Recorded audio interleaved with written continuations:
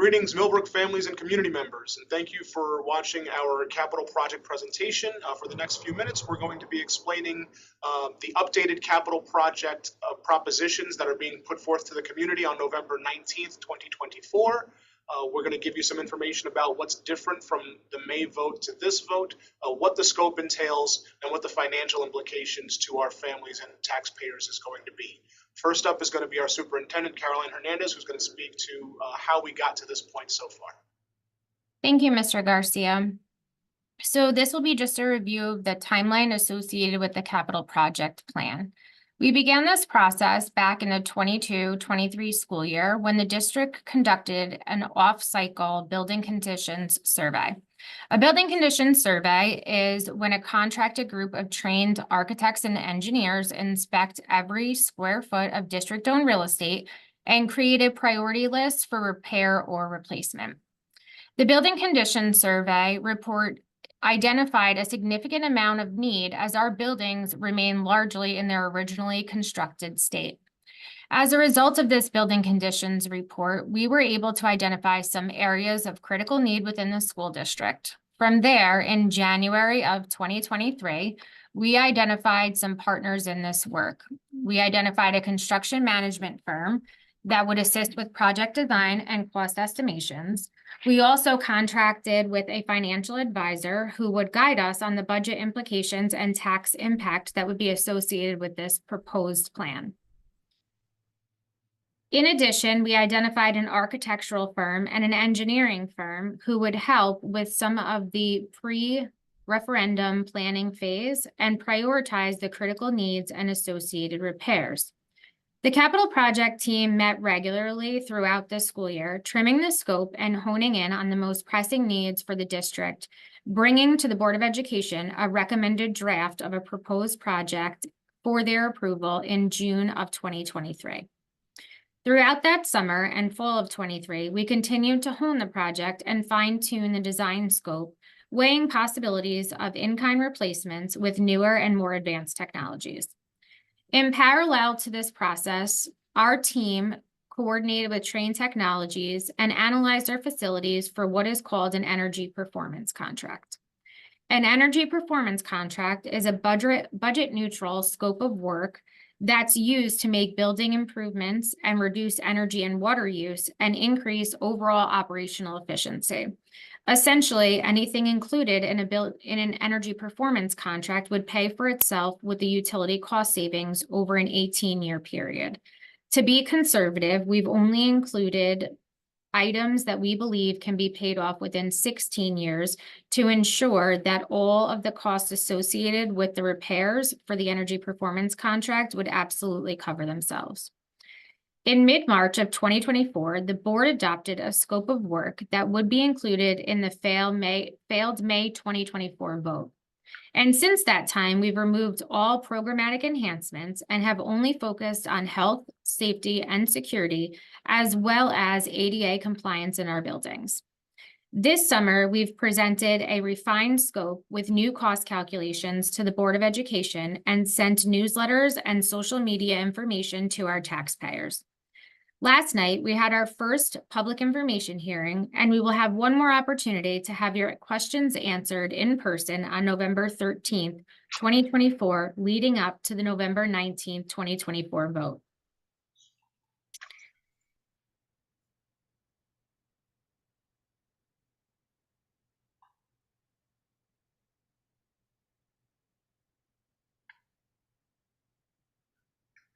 As we review the overall project, which will be broken down in more detail, I want to just call your attention to some significant financial numbers. There was some confusion during the May vote related to the number on the ballot versus the overall cost to taxpayers. This time, we've chosen to make this as user-friendly as possible. We've highlighted the total project cost, as that is the number that our taxpayers will have to authorize us to spend over time. However, what will be on the ballot will be two separate figures that total that total the project cost. One will be a $41 million figure, and that is the overall cost of Proposition 1 minus the work that will be covered by the EPC, which is $2.2 million roughly, and that again is cost neutral to the taxpayer. However, in addition to the EPC, we also have New York State aid, we have retiring debt, and we have cash reserves that will be able to bring down the total cost of this project. So while you'll be authorizing $43.5 million, you will only pay $10,764,446. In Proposition 1, we've included Elm Drive as it is the smallest building in the district and yet burning the most energy. And we've also included the Millbrook Middle School. It's our largest square foot building and is in the most critical need for repair. And so Proposition 1 being successful would mean that we would replace the roofs and windows at the middle school. We would bring the ADA compliance up to date.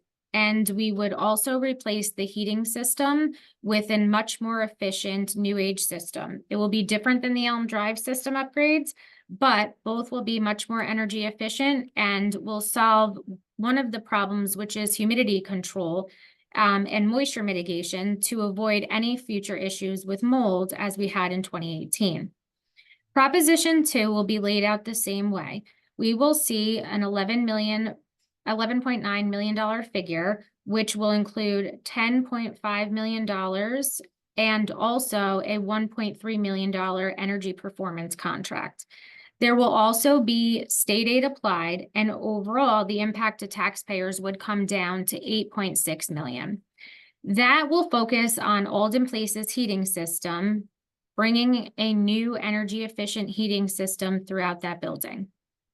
Proposition 3 is the least critical but necessary, and that would focus on the heating system and related control upgrades of the high school. The high school is our newest building. However, that heating system is already 18 years old and estimated to have an effective useful life for about 20 years. So we're coming upon the need for renewal and are trying to be proactive with repairs so that we don't end up having compounded issues in the future. Proposition 3 would be $4.4 million authorized. However, the cost to the taxpayers would be as little as $1.5 million after the EPC and New York State aid. Some have wondered why there's such a significant difference between the cost to taxpayers on Proposition 1 and yet not as significant a difference in the other proposition. That's because we have cash reserves. We've been saving over time and have roughly $10.5 million in a capital reserve, as well as some debt falling off and some fund balance that we're able to appropriate to this project. And so we're going to front load that into our most critical needs in Proposition 1. Just to review, again, we started with a building conditions survey and construction cost estimates. The building conditions survey was that inspection done by licensed architects and engineers, and they have prioritized health, safety, air quality, and learning, and been able to create a priorities list for the district administration and the board facilities planning committee to be able to create the scope of this work. Then our architectural firm worked with our construction manager to assess the needs and provide the most accurate cost projections of this total project of work. We've had a number of presentations over time, and on October 30th, yesterday, we had another one. We also have another presentation coming up on November 13th. During these presentations, we were able to answer any questions that the community members may have so that they can make an informed decision on November 19th. November 19th, we will have a vote from 12 p.m. to 9 p.m. in the Millbrook Middle School. Near the auditorium in the lobby is where you can check in to vote. One thing I'd like to note is if you are not a registered voter but would like to participate in this vote, the last day to register is November 14th, and that can be done with Cheryl Sprague in the district office. Assuming we have a successful vote on November 19th, there's still a lot of work that will be done prior to the actual construction starts.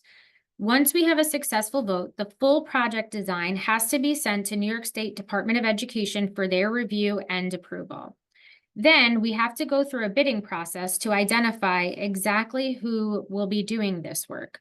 So none of that has been determined yet. We'll need to know exactly who will be doing the construction work and other such repairs included in this project. Once the bids are awarded, then we will begin the actual construction. The one thing that should be noted is that we will use cash on hand prior to asking our taxpayers for any contribution in their tax bill. What that means is we'll use cash on hand for the next couple of school years in all the beginning phases of this project, and we probably won't actually operationalize a tax impact to the community until the 27-28 school year. So there will be a deferred impact, and it won't take place for a couple of years. Now I'm going to turn it over to Mr. Garcia, who will walk us through the full scope of this project. Thank you. As Ms. Hernandez stated, Proposition 1 is focused on Millbrook Middle School and Elm Drive Elementary School. Those are two buildings with the highest level of need. So this slide really captures the full scope of work and description. What you'll see here is HVAC improvements. We're looking to remove the entire heating and ventilation system of the middle school and replace it with what's called a dedicated outdoor air system, or DOAS for short. This is a fully digitally controlled air management system that really treats the air before it gets to the point of occupancy. So what that means is right now our current hardware in the classrooms, and for those that have been visiting on back to school nights or parent-teacher conferences, you've seen these very large unit ventilators. They look like very big radiators in every classroom. There's a fan motor built into it. They're designed to blow a large volume of untreated outdoor air into the classroom.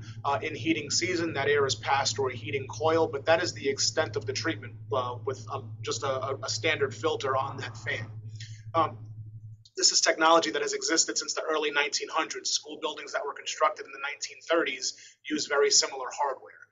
And so you would not use that type of a system in a new building. When our architects and engineers presented to the Board of Education, they shared that a DOAS type system such as this is exactly what they would prescribe in a newly constructed facility because it meets all of the current needs and building codes for ventilation and air quality.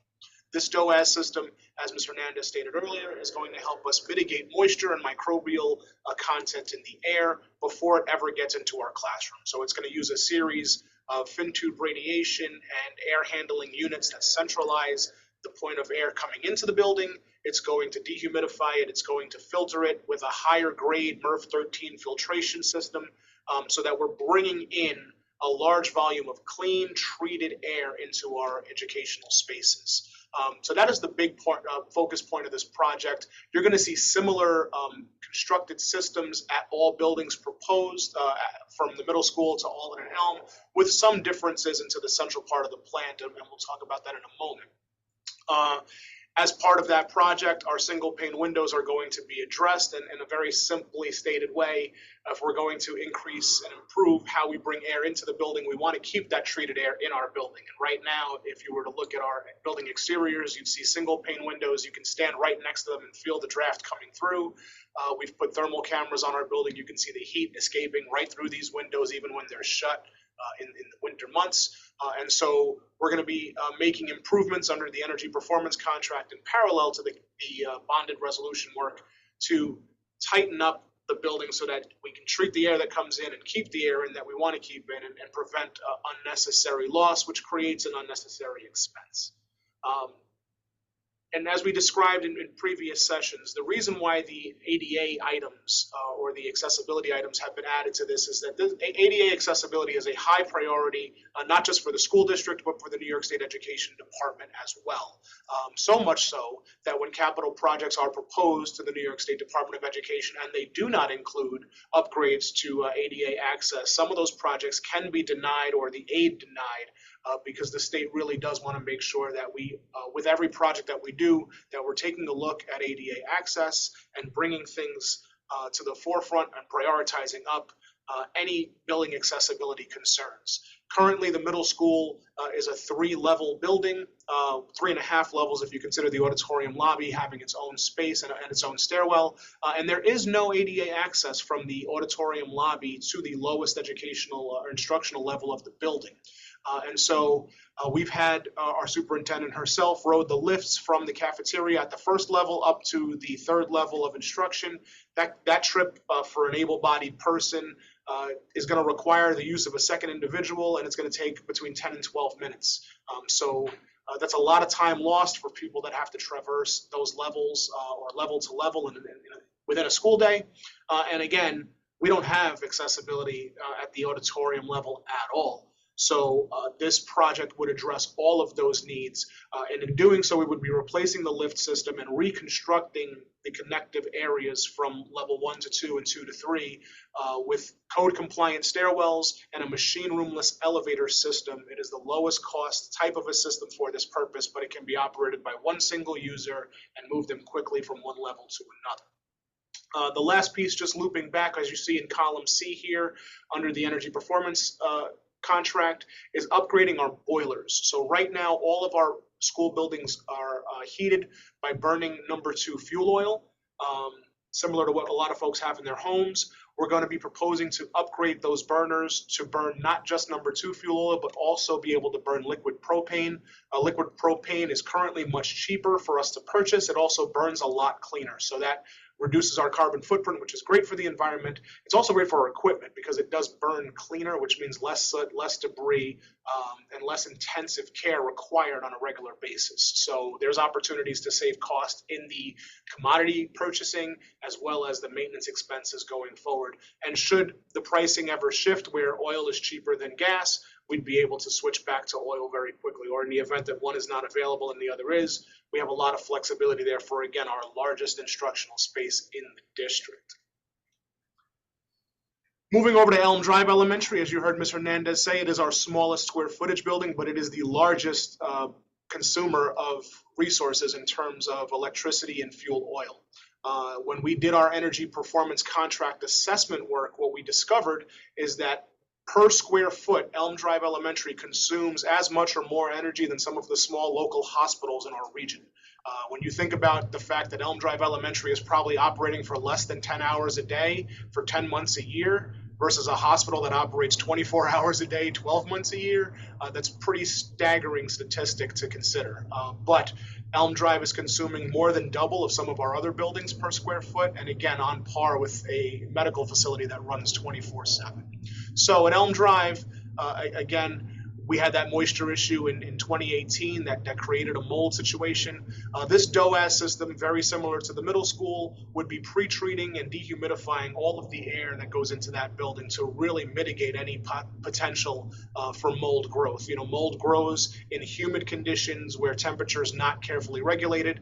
This would provide us with a direct digitally controlled heating and ventilation system that would give us the opportunity to monitor and manage moisture, temperature, and all the conditions that would otherwise be conducive to mold growth to prevent that from happening in the future. And again, similar to the middle school, windows would need to be upgraded. These are original 1960 single pane windows. They're going to be upgraded, including weather sealing and related work. In some of our sessions in the past, people have asked, well, what about the other systems? Can the building support an upgraded HVAC system? So there will be electrical components that have to be upgraded as well. So some of that is what we consider HVAC related work, in that Elm Drive Elementary School still has the original electrical panels from the construction in the 1960s. So you can't find breakers for it. You know, we want to make sure we upgrade those breaker panels or fuse panels so that they can handle the load of the new equipment and help us have a unified, seamless operation. So one of the things that's simplified, that we simplified for this vote, is that our propositions are broken out by building. So if that wasn't clear during our introduction, Proposition 1 is all of the work that we're considering for Millbrook Middle School and Elm Drive Elementary School. Proposition 2 is all of the work that we're considering for Alden Place Elementary School. Given that the buildings are only 4 years apart in age, it's challenging to prioritize one above the other. And to be honest, the environmental factors really did weigh into that, and the energy consumption weighed into that But splitting hairs between Elm and Alden is very much a 1 and 1A prioritization, right? We want the same quality of indoor air. We want the same environmental and safety issues to be addressed at all buildings, but we have to put one before the other, and that's really the only reason why Alden Place is set up in Proposition 2. It has all the same needs. It had some minor upgrades done in about 2013 where the windows were addressed, but the HVAC system is still largely original from the point of construction in the 1960s. So without being super redundant, you'll see a lot of the same terminology and verbiage on this slide as the previous. It's very much parallel work to what we're looking to do at Elm for all of the same reasons. It's a DOAS system to pre-treat the air that comes into the building. It's to give us better control of the air quality in that building. The one thing that I want to highlight here is different from the middle school is that Elm and Alden would be converted fully to a hot water system and propane burning boilers. So these two elementary schools would be converted to burn liquid propane exclusively. There are some mechanical and logistical reasons for that in terms of, when you have dual fuel, you have to have the space to store both fuel systems and run these parallel systems. And the middle schools' physical and related footprint are conducive to that, whereas the elementary schools don't have the same availability of space and flexibility of design. So we would be upgrading those, but upgrading them exclusively to liquid propane burning systems. And then Millbrook High School, and Ms. Hernandez really did touch on this, so I'm just going to reiterate some of what she said. It is our youngest building. It's only 18 years old. Why do we need a new system? Well, HVAC systems, air handling and ventilation systems typically are rated in the industry to last 15 to 20 years. For those of you that have dialed into our board meetings, you may have heard us speak to emergency repair authorizations that were created by the board or authorized by the Board of Education to allow us to effect emergency repairs to the chillers that provide the cooling at the high school. The high school being our only centrally cooled building, but it's also designed that way, which means if that system fails, the respiration of that building is severely hampered, right? We don't have central cooling in the other three buildings, so it's not as critical a need if it failed. But to lose our ventilation system at the high school really would impact how air flows through that building. And for those of you that may not be aware, the governor is currently entertaining a bill that would create maximum temperatures in New York State schools for the first time in history. So whereas for many, many years, probably over 100 years, we've known that our classrooms have to be at a minimum temperature of 65 degrees in the winter, there's never been a top-end maximum.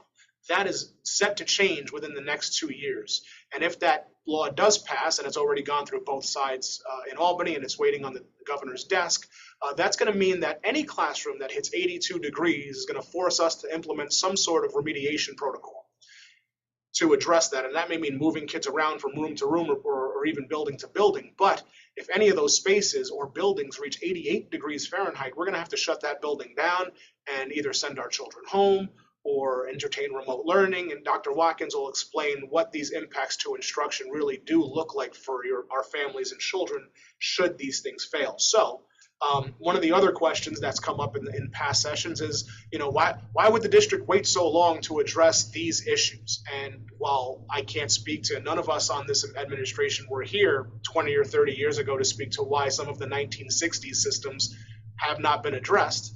But we can tell you that we have a system that is 18 years old and is fastly approaching the end of its expected useful life. And so we're trying to be responsible fiscally and mechanically and come to the community and say that we need to get ahead of this before it becomes a catastrophic failure. And so for all of those reasons, we're bringing this third proposition forward to really be proactive and take care of our newest asset before it falls into a state of disrepair. And so I'm going to pick up here and speak about some of the existing conditions in our buildings. One of the comments that we've heard is that as people look around our buildings, they don't look like they're in that bad a shape. And that probably has to do with the fact that many of the repairs that are absolutely necessary at this point are hidden behind walls and in our crawl spaces and tunnels. This here is a picture of Elm Drive Elementary School and the piping that runs under the building and provides the steam for the boilers and the heating system. As you can see in the left two pictures, Those are pipes that are actually eroded. They have breaks in them and they have major steam leaks, which could potentially cause a full system failure. Additionally, we also have water leaking in our tunnels, which speaks to the moisture issues that may have contributed to the 2018 mold, but haven't been able to be completely repaired. And so, given the conditions that once experienced and therefore created the mold issue, if that isn't fully repaired, we could look at the same exact issue again. This here is the ceiling of the Millbrook Middle School. As you can see, and we'll show you a picture in just a few slides of the actual roof. This is the water impact that is a result of our roof failing. And so you'll see many stained tiles, but worse yet, in the left picture, you will see a makeshift water drainage system to move water away from the surface below, which is in one of our kitchens at the middle school. And that is directly above where food is prepared for children. So obviously we don't want the roofs leaking. We especially do not want the roofs leaking in our kitchens, and or in the middle picture, you can see above emergency lighting. And this in the right-hand picture is in one of our Project Lead the Way rooms, which has some of our most expensive equipment in terms of our pre-engineering courses that our students will take for college credits. So all of this here, while it looks like ugly stains on the ceiling, it's actually where water has come in. And one thing about water is once it finds its way in, it's very hard to control. And if we control one area, it seems to find another way. This here on the screen is, though not too easy to see in these pictures, these are just some examples of the single pane windows in the middle school, which are not just energy inefficient, but also very delicate and can break very easily. So part of the benefit of updating our envelope in terms of having higher efficiency windows is also obviously the enhanced security that it would provide. This here are 3 pictures of our stairwells in the corridors of the middle school. And so you can see in the first 2 pictures, you can see our mobility lifts.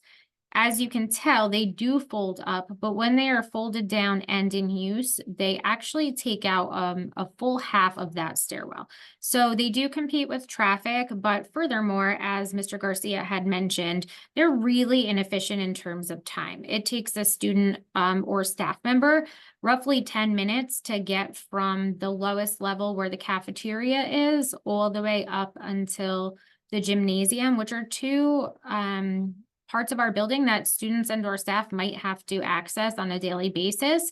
And furthermore, the rightmost picture is the picture of the stairwell between the cafeteria level and the level where the auditorium is located. As you can see, we don't have a lift there. It is not currently ADA accessible. And so if someone were to come and attend a performance or production in our middle school auditorium and need to use the restroom, the only way to access that with mobility limitations would be to go outside and use the ramp to go around the building and re-enter on the next floor. The blue highlighted areas, as Mr. Garcia had said, after much deliberation and truly analyzing the expected useful life of in-kind replacement of wheelchair lifts, as well as machine roomless hydraulic elevators, we have determined that the cost over time is actually better to put in elevators than to use an in-kind replacement of wheelchair lifts. First and foremost, wheelchair lifts, even the updated versions, are going to be no more quick and efficient as the ones we currently have. They're also prone to break down and don't necessarily have the easy ability to repair, whereas elevators tend to be something that are much more useful. They're much quicker. They don't break down as often, and they will also last a significantly longer time. And so the blue highlighted areas are the corridors that would actually be impacted and include a machine roomless elevator that would have to change the footprint of those corridors to include space for that elevator while also maintaining the appropriate ADA stairwells. And so this here is a picture of the compromised area of the existing middle school roof.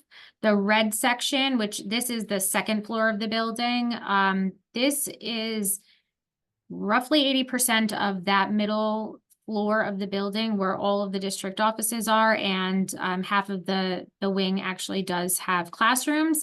As you can see, the entire center part of that roof is completely saturated with water, and this was from a scan that was done by a contracted vendor who came and assessed the roof overall.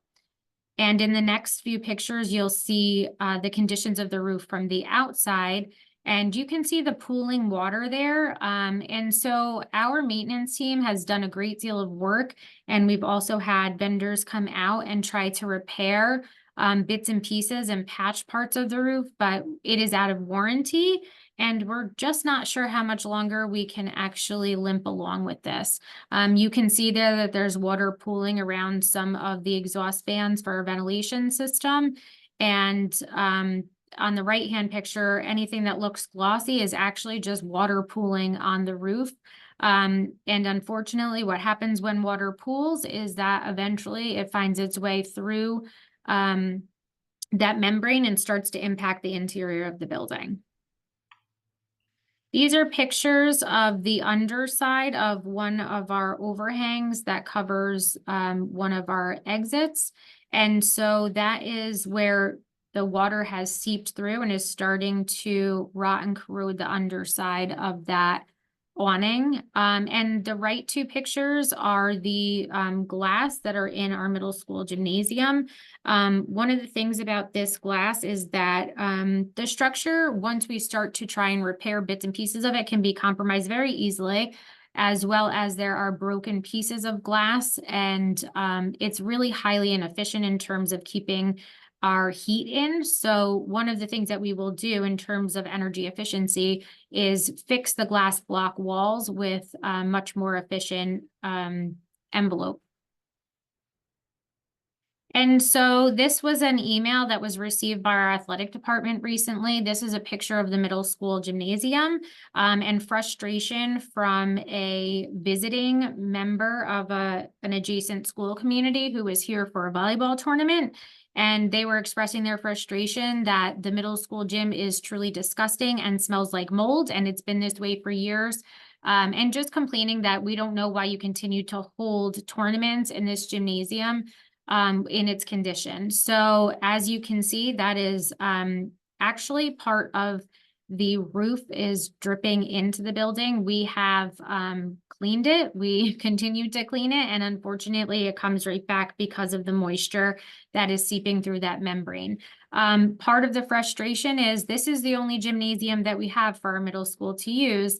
And we want our students to be able to be proud. We want our students to be able to host tournaments, and we want everyone to be able to enjoy their experience here. And that's simply just not the case at this point in time. And so as we move through this, I'm going to turn it over to Dr. Watkins, who's going to speak a little bit about not just what we have removed from this proposed project, but also what are the dangers if this project were to fail in November.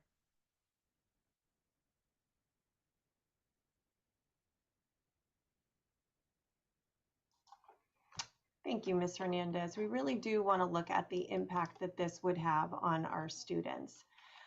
Specifically, we were talking about thinking back to the Elm Drive when it closed in 2018 due to that mold situation. During that time, as a result, the district was able to move the Elm Drive students to the middle school because it is our largest building in the district. That allowed for the necessary repairs to be made while ensuring the safety of our students. Based on the building conditions you were just shown, if our middle school roof or other systems were to fail, there would be a significant impact to our day-to-day operation. We would not have the space to move our students to another location within the district for that repair to take place. This could result in the district exploring split schedules or even moving students to a fully remote instruction, while the district would have to work on creating a long-term solution to ensure that continuity of instruction. This would not be in the best interest of our students. So now that you have a deeper understanding of the scope of the work and you've heard some of the impact to our students, Mr. Garcia will continue by sharing some of the finances for this work. Thanks, Dr. Watkins. So we've touched on this earlier in the presentation, but we wanted to get into a little bit more detail onto the numbers to really help our taxpayers understand what we're asking for and what we've done to try to offset the direct cost to our community.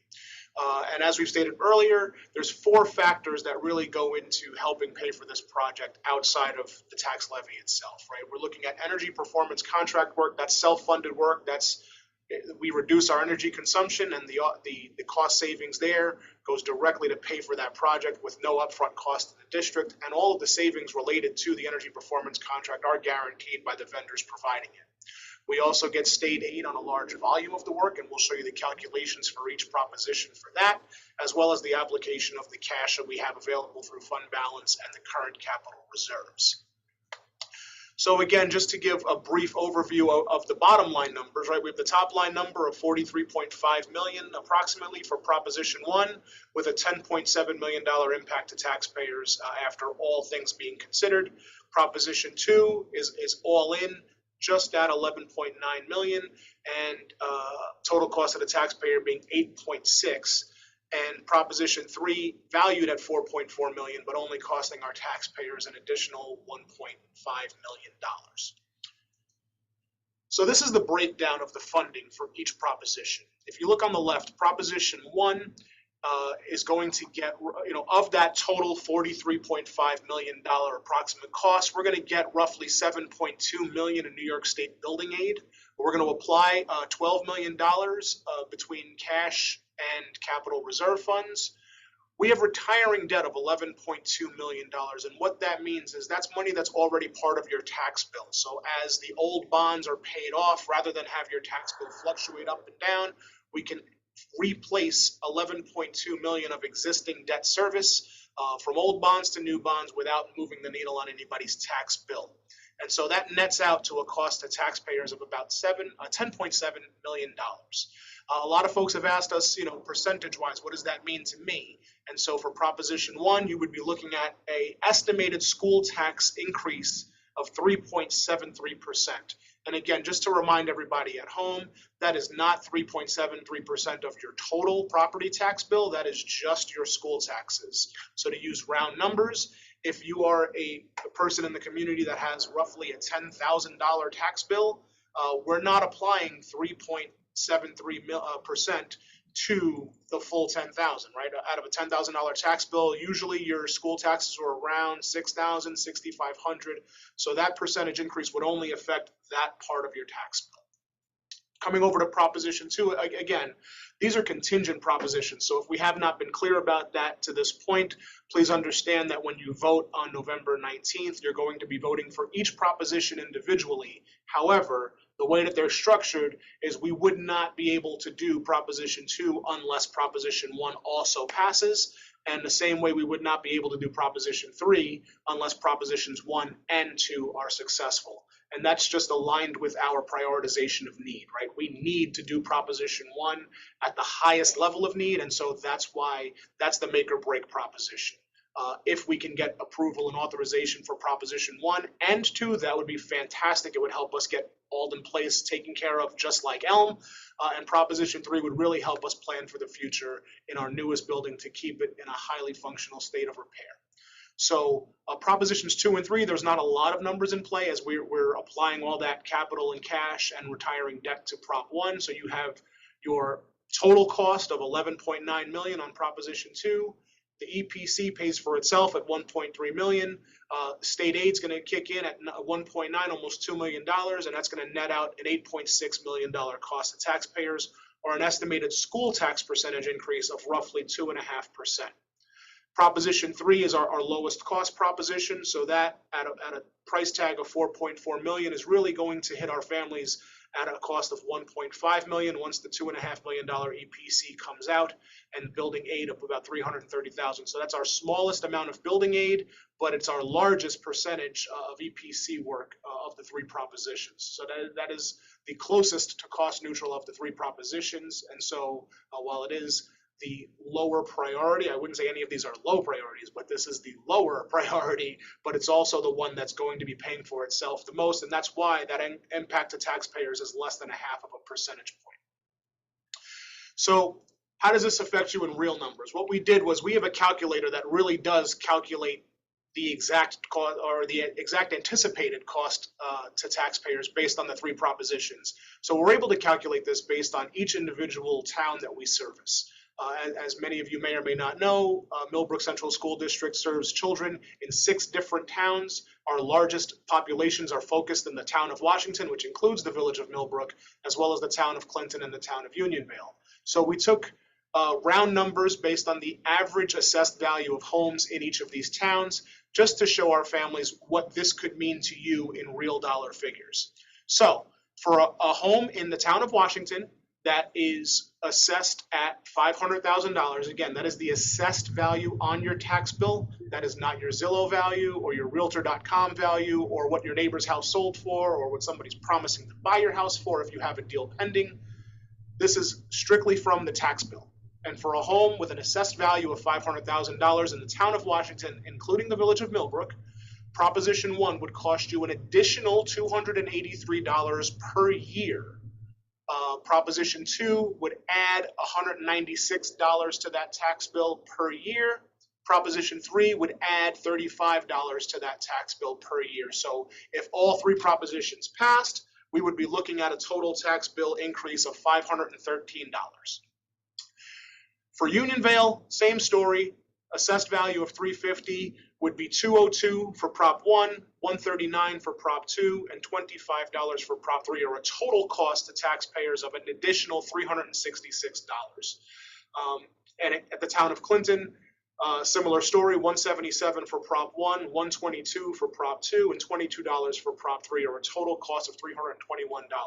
So we share these numbers because sometimes the big ticket item numbers get a little uncomfortable for families. When we talk about a total price tag of $59 million, that can be off-putting. But essentially what we're saying is for an average annual tax increase of somewhere between $320 and $520, depending on where you live in the district, you could help the district fund $59 million of improvements to support our kids and provide them with a safe and comfortable place to go to school every day.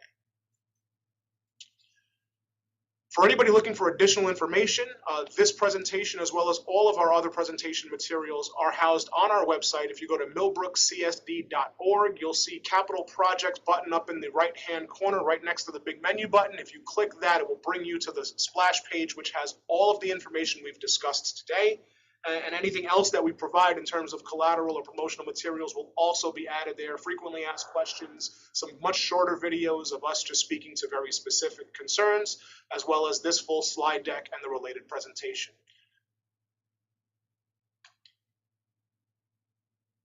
That concludes our presentation for today. If anybody has any questions, please send any questions to district.info@millbrookcsd.org. That email address is forwarded to all 3 of us on this presentation right now, and somebody would get back to you as soon as possible with the information you seek.